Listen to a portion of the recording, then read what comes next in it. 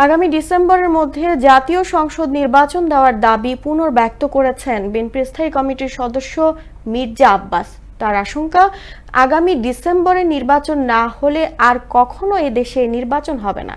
বিএনপির প্রতিষ্ঠাতা সাবেক রাষ্ট্রপতি জিয়াউর রহমানের ৪৪তম শাহাদাত বার্ষিকী উপলক্ষে শুক্রবার বিকেলে নয়াপল্টনে দলের কেন্দ্রীয় কার্যালয়ের সামনে এক অনুষ্ঠানে প্রধান অতিথির বক্তব্যে এসব কথা বলেন তিনি।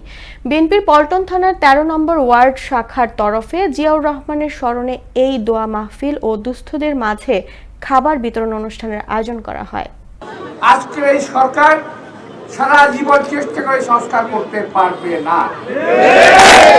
শহীদ রাষ্ট্রপতি রহমানের যদি আমরা বলতে যাই, আমরা যদি আজকে ধরি এই যে গার্মেন্টস সেক্টর, শহীদ রাষ্ট্রপতি রহমানের অবদান, বৃক্ষরোপণ শহীদ রাষ্ট্রপতি রহমানের অবদান, স্বাস্থ্য খাতে শহীদ রাষ্ট্রপতি রহমানের অবদান, আরো বহু আছে। তারপরে বাচ্চাদের শিক্ষার বিষয়ে শহীদ রাষ্ট্রপতি রহমানের অবদান।